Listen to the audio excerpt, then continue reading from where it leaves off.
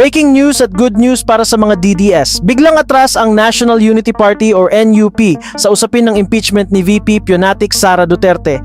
Ang NUP na ang chairman ay si Ronnie Puno, ang second largest party sa House of Representatives. Ayon sa kanilang latest official statement, most likely hindi sila boboto pabor sa impeachment dahil mas gusto raw ng partido na mag-focus ang Kongreso sa mas urgent na national issues. Sa kasalukuyan, may mahigit 40 na miyembro ang NUP sa lower house. Pero ang tanong ngayon, makakakalap ba ng sapat na boto ang mga pro-impeachment kahit walang suporta ng NUP?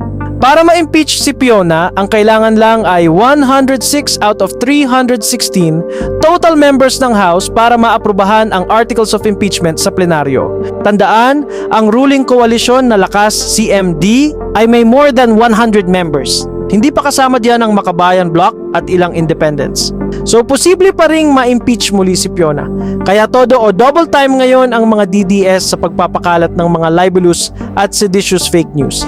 Ganito po ang mga dinideliver sa mga bahay ng ilang mga mambabatas. Nakapag-deliver po ba kayo ng maleta sa Malacanang at or sa bahay po ni Pangulong Marcos?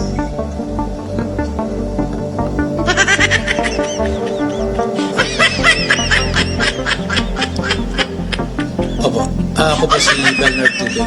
Nakapag-deliver po kami. At target nila ngayon ang ICC, si former Senator Antonio Trillanes, si Tito Sen at iba pa. Kakasuhan ko sila ng cyber libel at hindi lang yan.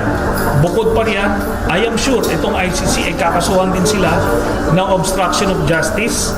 Pero tiwala naman si Trillanes na mai-impeach si Fiona at mabubunyag ang mga nakakasulasok na baho at sikreto ng pamilya Duterte ng Davao. Na sila ang promotor ng drug trade sa Pinas at ang layunin ng mga pagpatay ni Digongyo ay para ma-eliminate ang kanilang drug competition.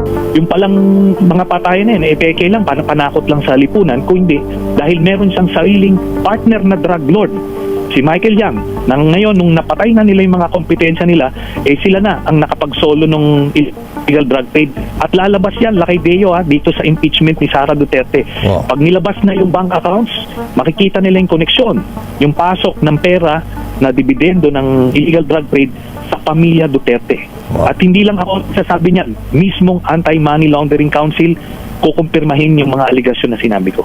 Alabas po yan sa impeachment ni Sara. Ayon pa kay Trillanes, sure din siyang mapanagot si Digongyo sa ICC at pagbayaran nito ang kanyang kasalanan at pagiging traidor bilang presidente ng bansa. Opo, maliwanag po ang polisiya ng ICC. Bago pa lang sila mag-i-issue ng warrant of arrest, kumpleto na ang kanilang ebidensya, certainty of conviction. Kaya hindi yan sila basta-basta mag-i-issue lang. Yung probable cause na tinatawag, yung pinakamababang threshold ng evidence, hindi po, certainty of conviction sa kanila. Kaya pag nag-issue sila ng warrant, kagaya nung nangyari kay Digong, sabihin nun, kompleto na. Kaya kita nyo yung sa presentation nila, very professional, evidence-based. Samantala yung abogado ni Digong, tama, di ba? Panglilihis. So, kaya ano po tayo, kumpiyansa tayong conviction ng tuloy niya. Ayan.